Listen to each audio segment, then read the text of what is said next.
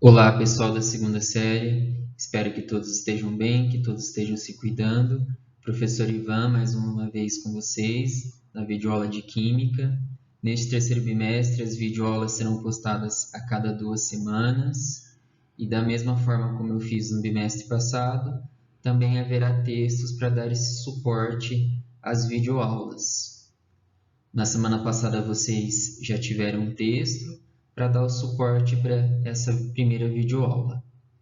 Neste bimestre, nós vamos estar conversando um pouquinho sobre interações intermoleculares. Mas antes de nós chegarmos nesse conteúdo, vou falar um pouco com vocês sobre ligações químicas e as propriedades dos compostos. Nós já iniciamos esse assunto no bimestre passado e nessa primeira videoaula nós vamos estar aprofundando este assunto antes de começar interações intermoleculares para a próxima videoaula.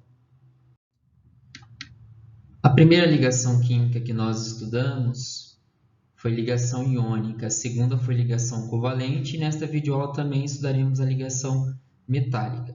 As ligações iônicas então ocorrem entre elementos muito eletronegativos, geralmente a metais e hidrogênio, e elementos eletropositivos. Quando falamos em eletropositivos, é a mesma coisa que elementos pouco eletronegativos, que no caso são os metais.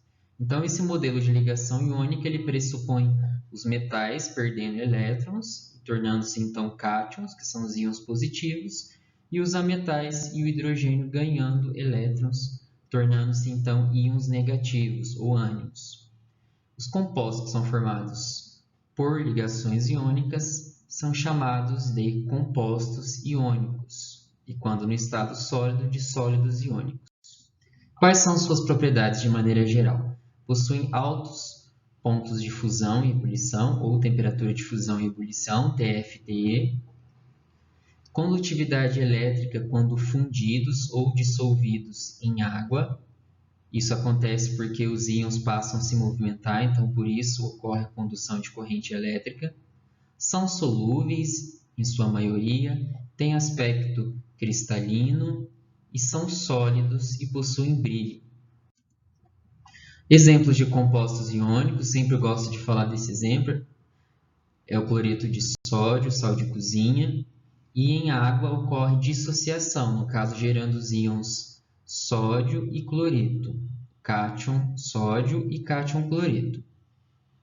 O sulfeto de cálcio, o óxido de potássio, hidreto de lítio, carbonato de cálcio, nitrato de potássio e nitrato de sódio também são exemplos de sólidos iônicos.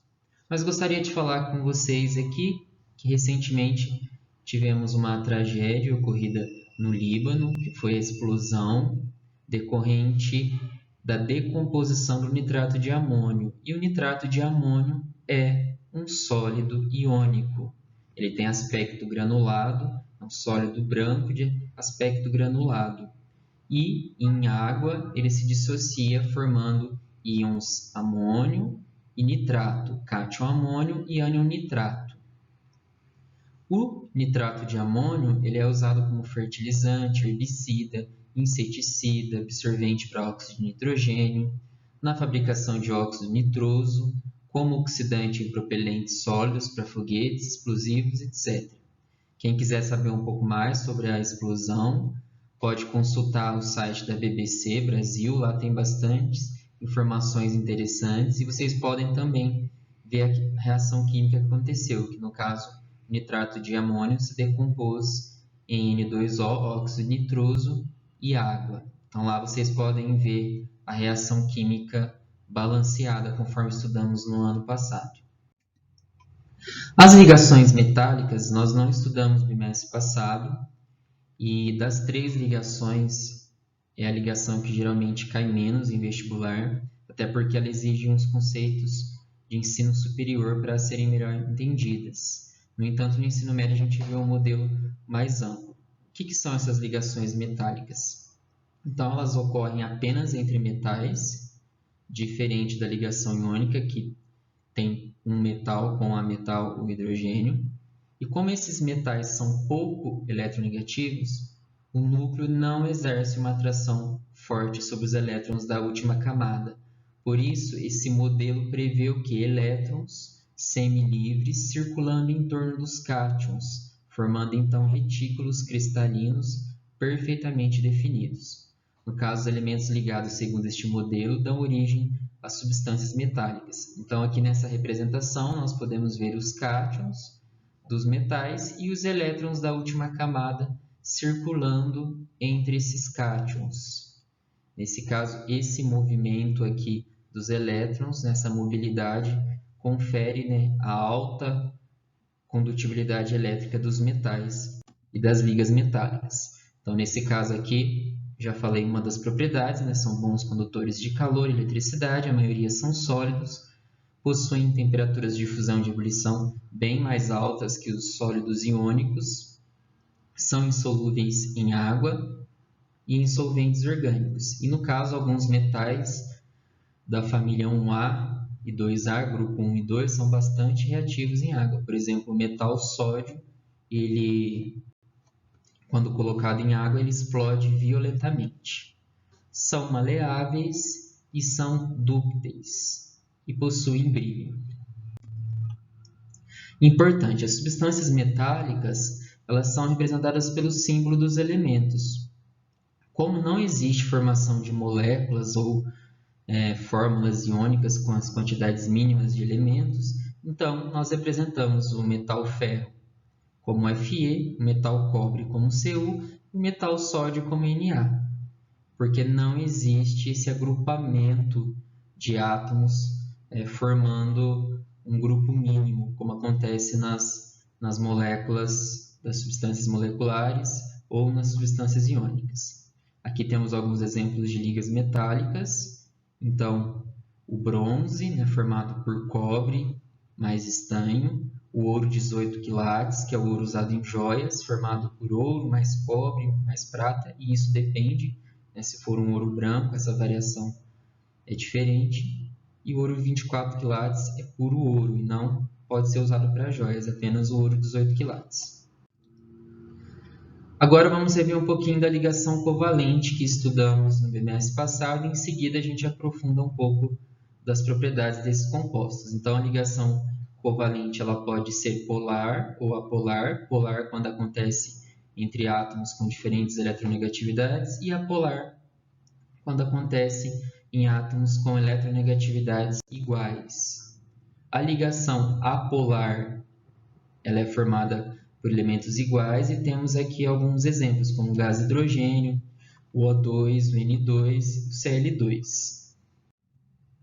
A ligação covalente polar ela resulta de um compartilhamento desigual de elétrons. Já na ligação apolar, essa nuvem eletrônica está uniformemente distribuída.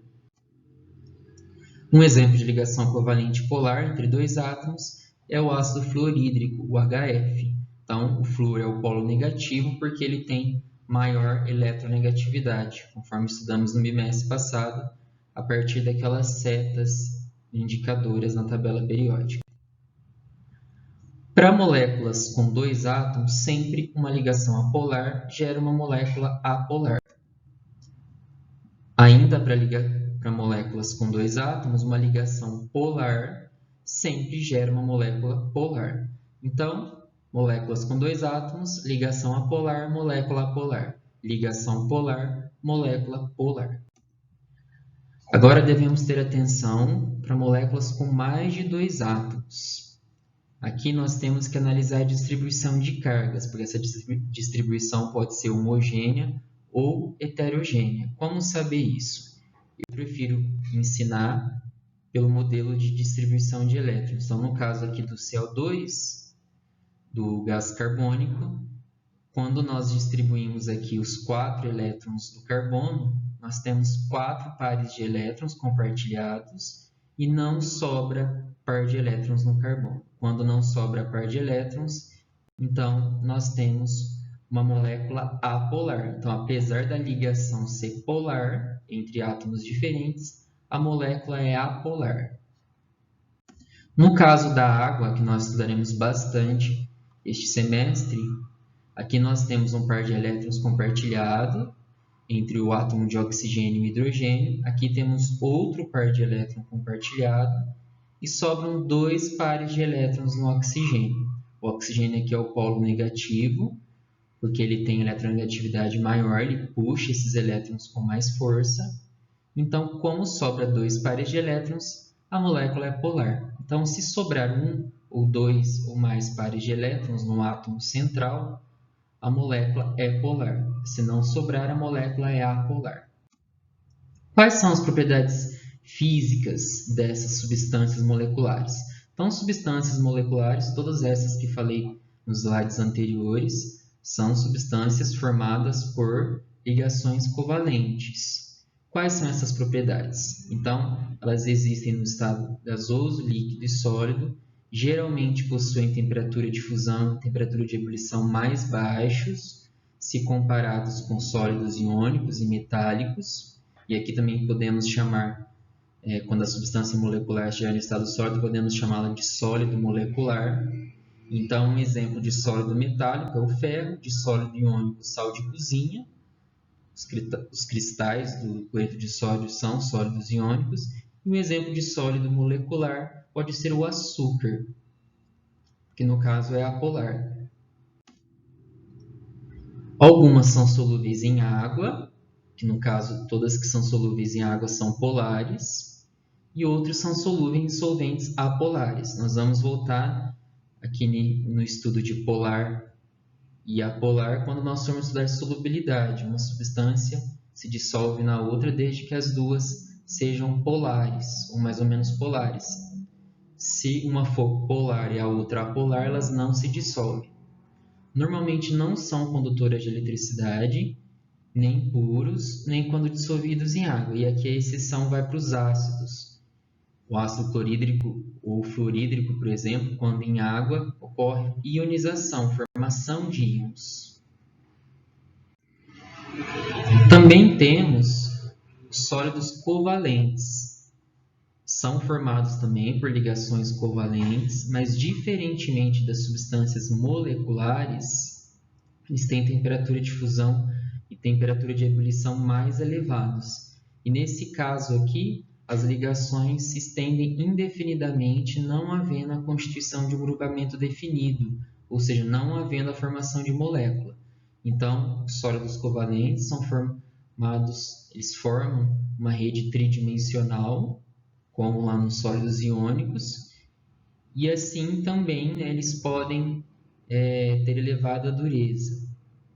São exemplos de substâncias covalentes o diamante e a grafite, também chamados de sólidos reticulares. Então, esses sólidos covalentes também podem ser chamados de sólidos reticulares. Aqui faltou a palavra, átomos presos em uma rede bi ou tridimensional infinita.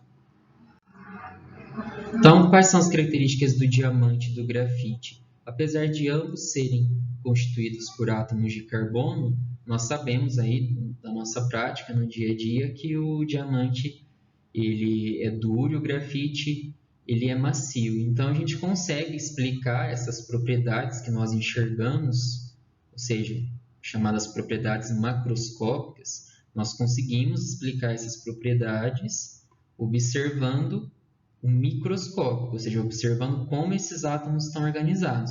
Então, vocês podem ver aqui no desenho que no grafite os átomos de carbono que estão organizados de maneira a formar planos, né, anéis ordenados. Já no diamante, eles estão o quê? Formando uma rede cúbica de face centrada. Então, aqui no grafite, esses planos se deslizam uns sobre os outros, e podemos chamar também de elétrons deslocalizados. Já no diamante não há mobilidade. Então, por isso que o diamante ele tem propriedades bem diferentes do grafite, como, por exemplo, a dureza. E uma coisa que as pessoas bastante me perguntam é se o diamante pode ser produzido a partir do grafite. Será que isso pode acontecer? Lá na Idade Média, os alquimistas muito buscaram fazer essa reação química e não conseguiram. Nas últimas décadas, isso já é possível, mas a reação é bastante cara, então é preciso aquecer o grafite a uma temperatura de 1500 graus, na presença de um metal como ferro ou níquel, sob uma pressão muito alta, de 65 a 90 kbar. É uma unidade usada quando a pressão é muito alta.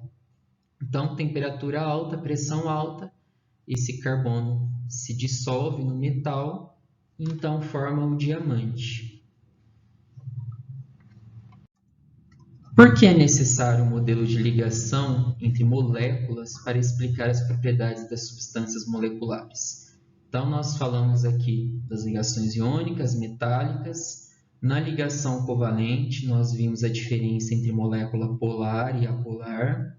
Vimos também que tem as substâncias moleculares e os sólidos covalentes, como, por exemplo, o grafite e o diamante. Nós vamos falar um pouco mais esse semestre dessas substâncias moleculares. Só que as propriedades delas não são explicadas pela ligação entre as moléculas.